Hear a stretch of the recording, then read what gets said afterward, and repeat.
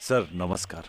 आओ भाई, ये लो मेरी तरफ से एक छोटा सा गिफ्ट। ओह सर, ये लग तो घड़ी जैसी रही है, लेकिन इसकी सुइयां कहाँ हैं? घड़ी को खोलकर देखेगा तो पता चलेगा ना। कैसे खुलेगी? हमारे प्यारे वायुपुत्र, बहुत धन्यवाद सर। लगा ले। हाँ। अरे अरे ये क्या? अरे मुझे गले नहीं, इस घड़ी को बाह में लगा ले। सॉरी अब सर। मेरी बात सुन, जैसे घड़ी समय दिखाती है ना, वैसे ही भगवान तुझे हमेशा अच्छा समय दिखाए। जब तू यहाँ था तो मुझे तेरे लिए कोई फिक्र नहीं थी, लेकिन फिर भी एज ए वेल विशर तू जहाँ भी रहे हमेशा खुश कोई गलती हो गई हो तो माफ कर दीजिएगा। है। आप मेरे दादाजी जैसे हैं। ठीक है, चलता हूँ। एक बार वहां जाकर सबसे मिल ठीक लूं। है, जा। बाहर जाकर खुश रहना बेटा। आप भी अच्छे से रहिएगा। चलता हूँ। मुन्ना, हमें भूल मत जाना यार। याद रखना पड़ेगा। हाँ। बाला कहाँ है? हाँ, समझ गया। रिहाना होने का दुख है ना तुझे? देख बाला, तेरे लिए मैं कुछ भी कर सकता हूँ। यहाँ से सीधा मैं कहाँ जाऊंगा पता है? तेरे भाई के पास। तू वहां रहकर अपने भाई के लिए जो भी करता वही अब मैं करूंगा। ये मेरा वादा है। थैंक्स यार। इस जन्म में तेरा ये एहसान कभी नहीं भूल पाऊंगा। तू चिंता मत कर। अरे ये क्या भाई, 6 पैक की जगह फैमिली पैक रेडी कर लिया? थोड़ा बढ़ गया है बस। चलता हूँ। बाय मुन्ना।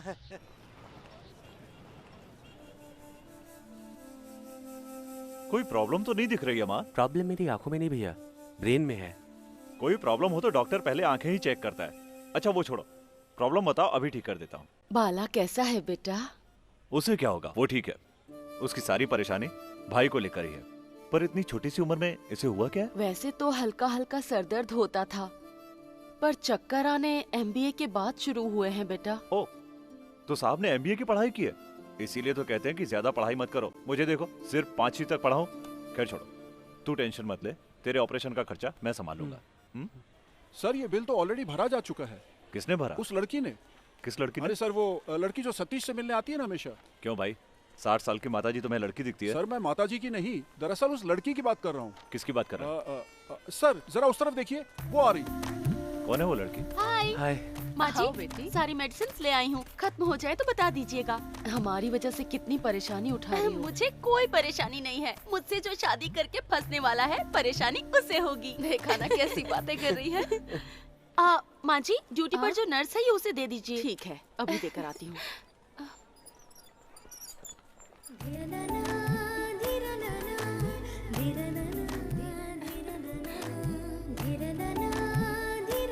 अस्पताल में भर्ती हो जाओ, दुनिया भर की दवाइयाँ लिख देते हैं। बेटी, ये दवाइयाँ अभी खरीदनी पड़ेंगी। शालिनी दीदी से कहना मैंने उसे याद किया है। ठीक है माँ जी। पता नहीं और कितना खर्चा होगा। खर्च की कोई बात नहीं है माँ जी, बस सतीश ठीक हो जाना चाहिए। ये सब क्या चल रहा है? क्या भैया? उस लड़की की मुस्कुराहट से सब पता चल रहा है। वो क्या है, इसका नाम शालिनी है भैया। मिडिल क्लास से है, छोटी सी पगार है और उधार लेकर ही मेरे लिए इतना सब कुछ कर रही है। मैं जिंदा रहूंगा या नहीं मैं ये नहीं जानता, इसीलिए कई बार भूलने को भी कहा, लेकिन ये मानती ही नहीं। Anyway, best of luck. Thanks भैया। पैसे लेकर जल्दी आऊंगा। भैया, आपने ऑपरेशन के लिए पैसे देने वाली बात मेरा दिल रखने के लिए कही थी ना? तू टेंशन मत ले कि तू मर जाएगा। मैंने जो वादा किया उसे पूरा करूंगा। टैक्सी टैक्सी जरा धीरे चलाओ टैक्सी। ड्राइवर गाड़ी जरा धीरे चलाओ भाई, पुलिस वाले ने देखा तो हाई स्पीड का चालान काट देगा। चल साइकिल पे रहा और बातें तो देखो। तो मुंह बंद करके बैठे रहो। गुस्सा अंदर रखने के बजाय तूने बाहर थूक दिया। बहुत अच्छा किया, ये तो मुझे पसंद है। ये लीजिए, यही डोर मंगवाया था ना? ये क्या भाई, एम्बेसडर का डोर बोला था, मारुति का डोर ले आए। उससे तुम्हें क्या, तुम्हें सिर्फ उतरना चढ़ना है ना, उसके लिए डोर है। और एक बात, एक नई टाइप की स्टीयरिंग आई है, उसे लगाओगे तो माइलेज अच्छी मिलेगी। चाहिए होगा तो बता देना। मुझे कुछ नहीं चाहिए, ये ले पकड़। उठा भाई। हाय मुन्ना। क्यों बे, कैसा है तू? अरे वैसा ही है, झटकदार। रिलीज कब हुआ? आज ही।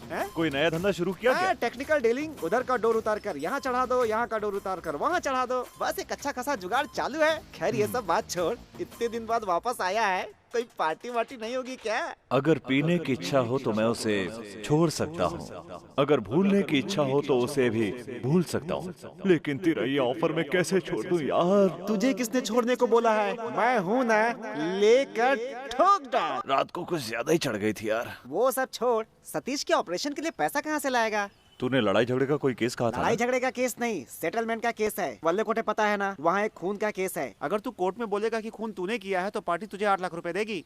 खून का केस है तो फांसी भी हो सकती है। मैंने भी ये पूछा था, लेकिन वकील ने बोला हाई कोर्ट में जाकर सबूत के बिना पर बाहर आ सकते हैं, बस 2-3 दिन में मामला निपट जाएगा। मेरी समझ में नहीं आया तो मैंने मना कर दिया। तूने मना क्यों किया? तो क्या करता? बाला से मैंने उसके भाई को बचाने का वादा किया था, मैं ये करूंगा। वल्ले कोटे के लिए 2 टिकट देना भाई। वल्ले कोटे वाले उतर जाओ। अरे उतरना तो है भाई, वल्ले कोटे का टिकट लिया है तो वल्ले कोटे में उतरेंगे ना, कहीं और जाके थोड़ी उतरेंगे। ए पीले शर्ट वाले इधर आ। क्या है? टिकट ली तूने? ले ली। कहाँ है दिखा? तू बस दिखा। ये रही ना बस। तो ये रही टिकट। ये तो पुरानी टिकट है। तेरी तो बस कौन सी नहीं है?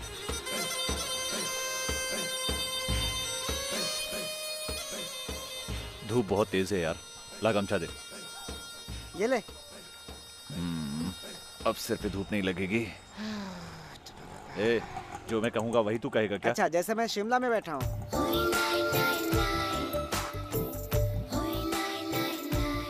क्या हुआ भाई?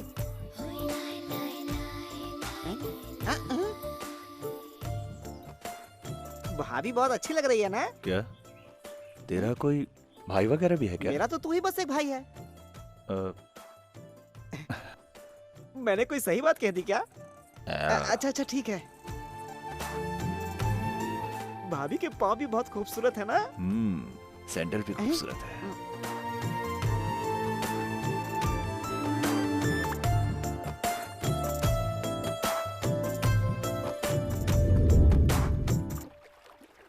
क्या हुआ अंजलि, जमींदार की बोट नहीं आई आज? जमींदार की भाभी बोट का आज नाम खराब हो गई है, अंजलि इसलिए तो मैं पांडे बोट से जा रही हूँ। अंजलि, तेरा क्या है बेटी, वल्लकोटे में तुम महारानी की तरह तो रहती हो। तुम चाहो तो महल भी खरीद सकती हो। ना मैं कोई रानी हूँ और ना कोई महारानी। जमींदार के यहाँ हिसाब देखने वाली साधारण अकाउंटेंट हूँ। मेरे पिताजी जो काम करते थे उनके बाद वही काम मैं करती हूँ। ऐसा क्यों बोलती हो बहन? ईश्वर पांडे के जेल जाने के बाद उनकी माँ और बेटे की देखभाल आखिर तुम ही तो कर रही हो। वो तो मेरा धर्म है, लेकिन उन सब से मेरा कोई लेना देना नहीं है। ऐसा कब तक चलेगा? अब जल्दी से तुम अपनी शादी क्यों नहीं कर लेती हो? इसका मतलब भाभी की अभी शादी नहीं हुई है।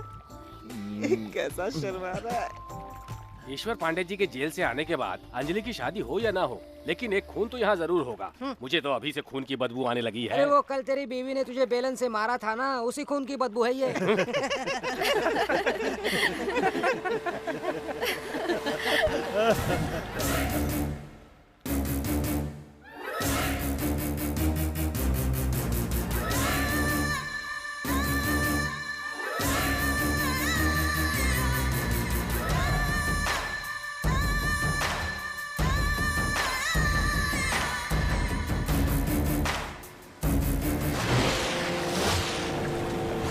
ये यहाँ क्या कर रहा है? इसे तो हार्बर में होना चाहिए था। क्यों जी अंजलि जी, वल्ला कोटाई के जमींदार की बोट खराब हो गई तो इससे आने लगी तू? मेरी बोट में आ जा। ये कोई जमींदार के बोट जैसी जंग लगी बोट नहीं, जानदार बोट है। आजा, मैं तुझे ले चलता हूँ। आजा। छोड़ मेरा हाथ। हाँ बोल रहा हूँ ना, ऐसे मछली की तरह फड़फड़ा क्यों? अरे सुनो, अपना झगड़ा नदी के किनारे जाकर करो। चल रहे पीछे हट, बीच में बड़बड़ मत कर। बीच में बोलेगा तो यहीं पर काट डालूंगा। क्यों री, हमारे खिलाफ कोर्ट में केस दर्ज करेगी तू? हार्बर में अगर गुंडागर्दी करोगे तो ऐसा ही करूंगी, वही मेरा काम है। अरे तेरा काम ये नहीं है रे, मेरे साथ आ, मैं दूंगा तुझे नया काम। अगर ये काम तरीके से करेगी तो 100-200 बढ़ा कर दूंगा तुझे। इस तरह बिकने वाली लड़कियां तुम्हारे ही खानदान में होती होंगी, उन्हीं से जाकर बोल। आज निकालता हूँ तेरी सारी अकड़। इधर आ, अरे इधर आ तू। क्या कर रहे हो? इधर अरे बोल, इधर आ, इधर आ मेरे पास। हे, हे, तू हट पीछे से। हे, इधर आ, इधर आ, इधर आ तू।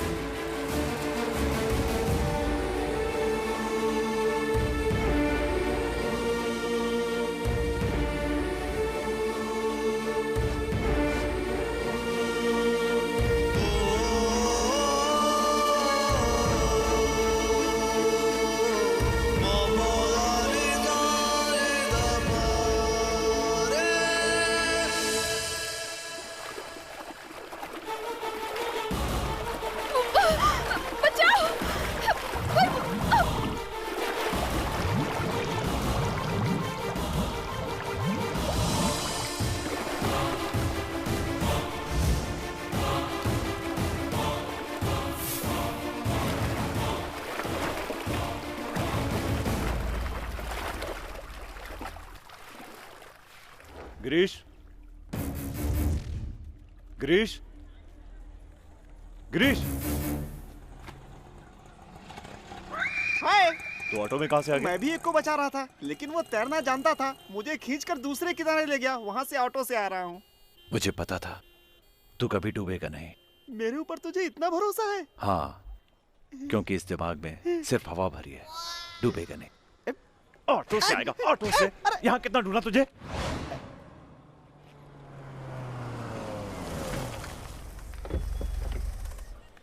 नमस्ते माँ जी। मुझे तो बहुत घबराहट हो रही है माँ जी। घबराने की जरूरत नहीं, मैं देखती हूँ।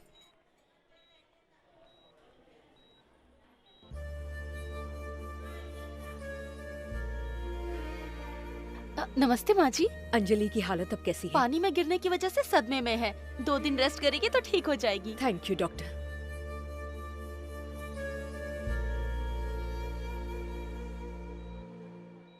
माँ जी, अंजलि की जान किसने बचाई ये कोई नहीं जानता। इसे अस्पताल लाने की जल्दबाजी में हम ये पहचान ही नहीं सके कि वो कौन था।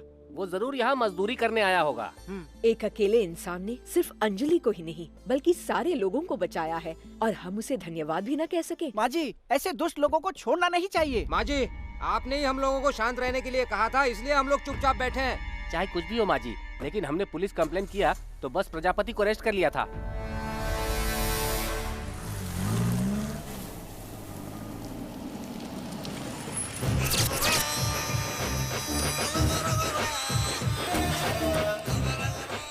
सर, गांव वालों की कंप्लेंट की वजह से इन्हें बस फॉर्मेलिटी के लिए अरेस्ट किया था। लोगों के लिए वो पुलिस स्टेशन है, पर सर के लिए बार है। पैसा लेता है लेकिन काम पूरा करता है। सर, ये रही उस कंप्लेंट की एफआईआर कॉपी।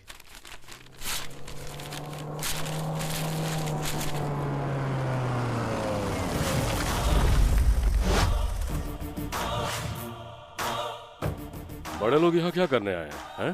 तेरे इस भाई प्रजापति ने जो करतूत की है, उसके बाद ये इंस्पेक्टर साहब उसके तलवे कैसे चाट रहे हैं ये देखने आई हूँ। माँ जी, ये क्या करेगा वो मत देख।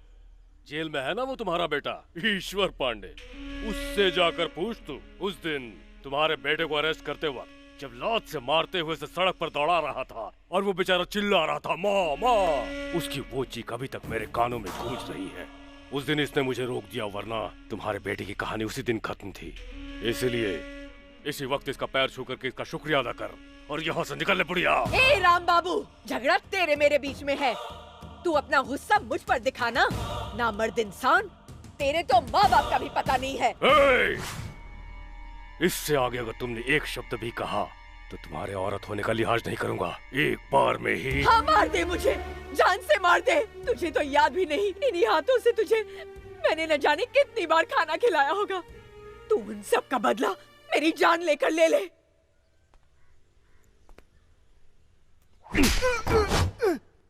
लेकर जा यहाँ से।